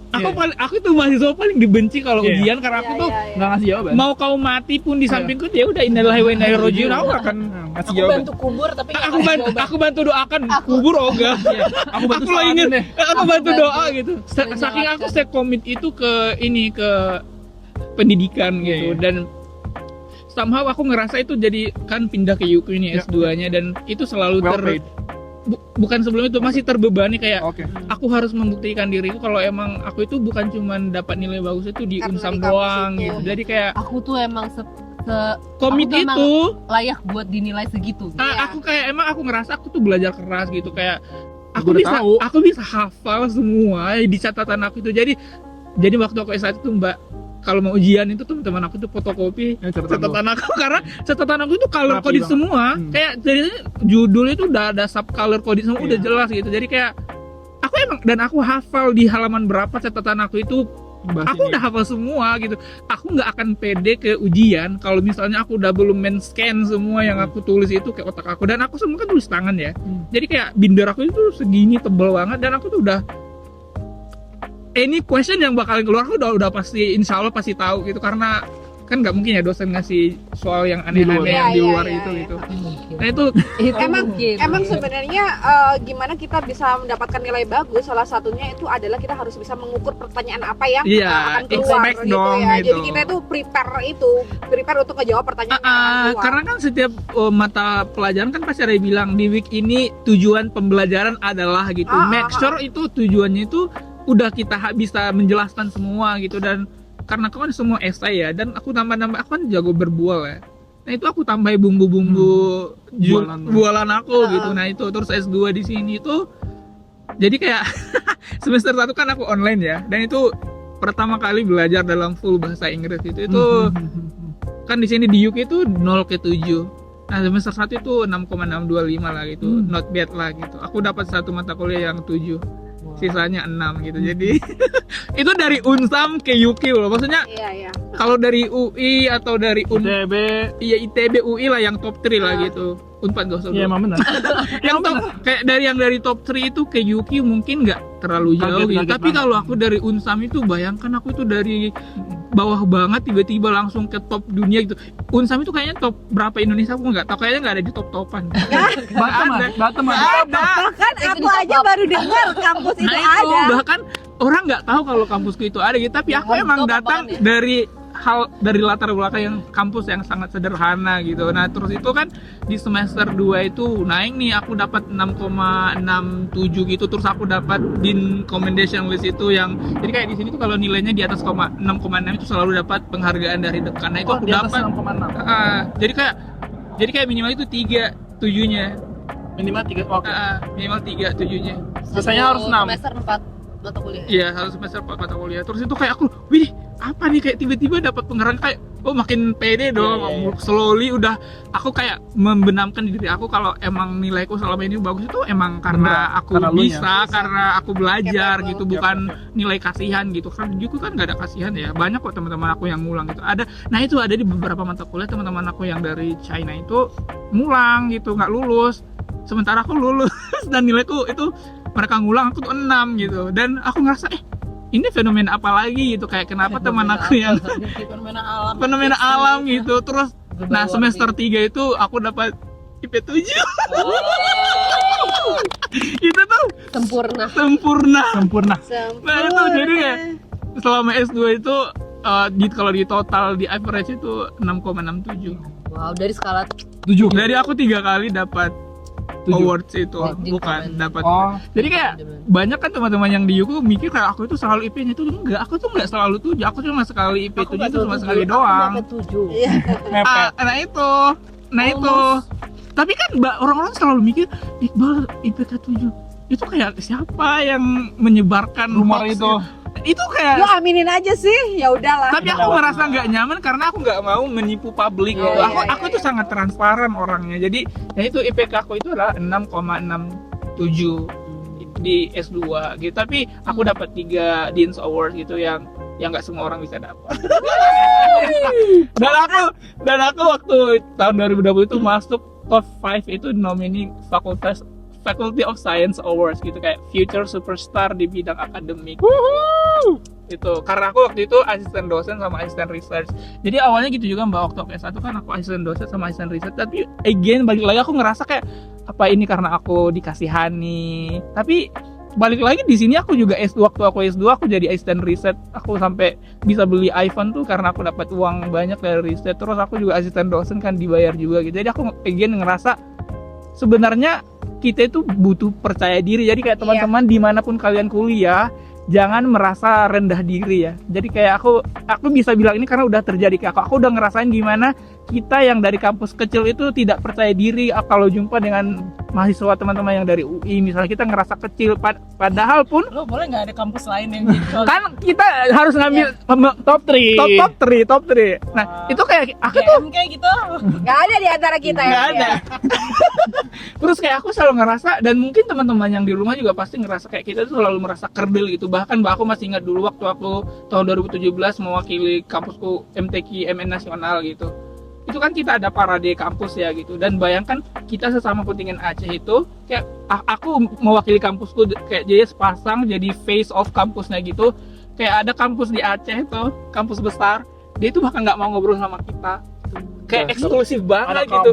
Padahal bahkan jadi kayak kita itu akrabnya tuh sama yang sama yang swasta yang kecil-kecil gitu kan. Itu aku ngerasa mentang-mentang mereka itu kampus besar gitu, mereka itu sangat eksklusif, dan aku ngerasa itu sangat tidak sehat ya environmentalnya itu. Padahal kita nggak tahu masa depan orang itu gimana gitu. Dan dan aku bahkan bisa bilang kayak even waktu aku S1 itu aku kurang dilirik gitu. Buktinya aku di sini bahkan semua ngelirik kamu. Nggak semua, tapi aku bisa bilang kayak aku udah membuktikan diri aku, bahkan bersaing secara internasional pun aku udah bisa gitu. Aku bisa stand out, dan bahkan untuk project research itu aja gitu aku bisa terpilih, dan itu risetnya bersama Asyar yang bukan institusi kaleng-kaleng gitu. Itu Asyar itu langsung dibawa di FED Australia gitu, dan aku ikut di riset sama mereka gitu sebagai asisten. Emang bukan yang besar gitu, tapi karena statusnya kan nggak semua orang Australia aja belum tentu dapat gitu, dan aku dapat itu gitu. Dan kalau di ulur balik lagi aku dari kampus kecil di Indonesia itu kan sangat tidak memungkinkan ya, dan tidak pernah terpikirkan. Dan orang kan selalu ini kalau nasihat aku adalah untuk teman-teman yang kuliah di kampus top 3 atau di kampus top 10 itu jangan congkak, dunia itu masih luas. ngomongnya ke kita. Jangan doang. Di atas langit, di atas langit itu masih ada langit. Dan untuk teman-teman yang kuliah di kampus, Siapa sih? Penasaran siapa? Sebut. terus teman-teman yang dari kampus biasa-biasa aja kayak aku itu harus tetap semangat. Jadi kayak kita kan udah tahu nih kita dari kampus kecil, jadi kita tuh harus berusaha 10 kali lebih kuat dan lebih keras. Kita tuh harus memantaskan diri, kita tuh harus mengejar ketertinggalan Cari gitu. jodoh ya, memantaskan diri. Ya Allah. Karena itu benar banget, karena self esteem dari kita itu yang dari kampus kecil itu tuh sangat rendah. Karena kita selalu ngerasa orang-orang yang di top 3 itu selalu menganggap kita itu ini gitu. Orang pongah. Nah itu tapi Nggak, ini kalau udah spesifik ini kayaknya ada manusianya ya. pokoknya intinya dimanapun kalian berada harus tetap semangat gitu. Tetap semangat. Jangan depreson. Tidak perlu. Astagfirullahaladzim. Ini final remarks masing-masing. dari IPK ini? Apa yang pengen kayak 2 kalimat gitu, kalimat singkat? 2 kalimat. Cari IPK bare minimum untuk keterima peluang dan jangan kuliah doang. Oh, kalau gue mungkin anggap IPK itu sebagai apa sih, patokan gitu. Kayak kalau gue nyampe IPK sekian, berarti gue udah memenuhi, kan kalau lulus tuh kan kita perlu standar kompetensi, berarti gue udah memenuhi kompetensi itu, sehingga ketika kita mau jual diri nanti untuk kerja atau beasiswa, ya kita bisa bilang bahwa ya dengan IPK segitu gue emang udah memenuhi standar. Jadi kayak misalnya Iqbal tadi dibilangin sama reviewernya, tolong ya para reviewer boleh nggak komentar tuh dijaga dikit. Misalnya reviewernya bilang ini gara-gara teman kamu main semua ya. Ya kalau kita melihat IPK itu sebagai patokan kompetensi, kita bisa bilang iya kali ya Bu, teman-teman saya pada main tapi saya berhasil memenuhi kompetensi yang dicapai oleh standar kompetensi yang dimiliki oleh prodi saya gitu. Jadi ya kalau gue sih jadikan IPK itu patokan standar kompetensi yang harus dicapai gitu. Mbak Feby? Kalau aku IPK itu jangan dilihat sebagai beban ya. Jadi misalnya, aduh aku harus ngejar IPK tinggi nih gitu. Tapi lihatlah IPK itu sebagai kunci untuk membuka pintu kesempatan untuk masa depan yang lebih baik buat kita sendiri sama buat keluarga. Jadi jangan dianggap beban, jangan diremehkan juga. Mak Delta? Gua kalau menurut gue IPK itu harus sesuai dengan tujuan lo. Jadi kalau misalnya tujuan lo bakal misalnya mendapatkan kerjaan yang bagus, lo harus lihat IPK yang Minimal mereka butuhkan ke berapa. Terus habis itu kalau lo misalnya mau daftar beasiswa, ya lo lihat IPK yang dibutuhkan untuk beasiswa itu berapa. Nah tapi ya tadi balik lagi bahwasanya IPK itu bukan komponen utama ya. Jadi banyak komponen-komponen lain yang harus lo penuhi as mahasiswa biar lo itu punya high kompetensi high level of being a student gitu. Maksudnya biar karena nanti pada akhirnya yang keterima kerja atau keterima beasiswa itu pasti yang nggak cuma IPK-nya tinggi tapi juga punya kompetensi lain, ya kan? Ya yang dilihat dari organisasinya bagaimana, lalu kemudian skill-nya seperti apa kayak gitu. Jadi IPK itu tetap penting sebagai tolak ukur utama, sebagai basic lu ke jenjang berikutnya juga perlu dibubuhi dengan berbagai kompetensi yang selain IPK. Kalau aku lebih kayak ini sih, cara mendapatkan IPK itu apakah jujur atau enggak. Jadi kalau aku percaya, kan ada ya pepatah itu bilang emas dimanapun dilempar itu tetap jadi emas kan. Jadi menurut aku kalau misalnya emang kitanya itu memang punya usaha dan belajar bagus, itu kemanapun kita dilempar itu pasti bagus. Kayak kita itu pasti bisa survive dan bertahan kemanapun dilemparkan gitu. Maksudnya kan kadang rezeki itu berbeda-beda ya tiap orang. Ada yang punya rezeki bagus dapat di kampus yang bagus, ada yang mungkin dapatnya di kampus daerah kecil gitu. Tapi once ke next stepnya dilempar kemanapun tetap maju dan tetap bagus karena emang usaha kita itu loh yang bisa mendapatkan apa yang IPK yang bagus itu. Dan itu menurut aku terrefleksikan di aku gitu. Dan I would say aku emang nggak tahu ya teman-teman aku yang waktu lulus itu berapa IPK-nya mereka gitu, tapi dosen aku tuh selalu bilang kayak you are one of the best graduate gitu. Dan aku itu bahkan sampai di feature di website alumni. Jadi kalau kalian Maksudnya Iqbal adalah Mas. Iya. I didn't say that, tapi Diamond. aku nggak bilang itu, tapi aku percaya itu sih, kayak kemanapun kita dilempar, kalau emang kita core-nya itu value kita itu udah bagus, kayak kita punya work ethics yang bagus, itu sih sebenarnya yang perlu. Jadi kayak kemanapun dilempar itu pasti hidup. Gue boleh nambahin nggak? Jadi kalau yang teman-teman lihat di sini, kita itu kan IPK-nya bagus-bagus ya. Maksudnya waktu menjalani perkuliahan. Tapi kan bukan berarti IPK bagus itu kita tidak menghadapi masalah. Banyak. Ya kan banyak masalah. Bahkan kalau misalnya mungkin Iqbal tidak mengalami ya karena ternyata bagus banget ya. Mungkin kayak yang aku atau Aku, Feby tadi itu kan Firdaus Safur. iya ada apa namanya, ada nilai-nilai yang nggak bagus, ada pernah IPK yang juga nggak sebagus itu gitu kan. Nah itu tuh kan bukan akhir dari segalanya Iya, gitu it's not ya. the end of the story. Itu tuh jadikanlah proses yang kalian tuh nggak boleh menyerah di situ gitu loh. Semua orang tuh pernah mempunyai struggle-nya masing-masing, dan kita tuh end up dengan kita tetap gigih untuk mendapatkan IPK akhir yang bagus gitu. Terima Selesai nih kasih, kita, selesai kita.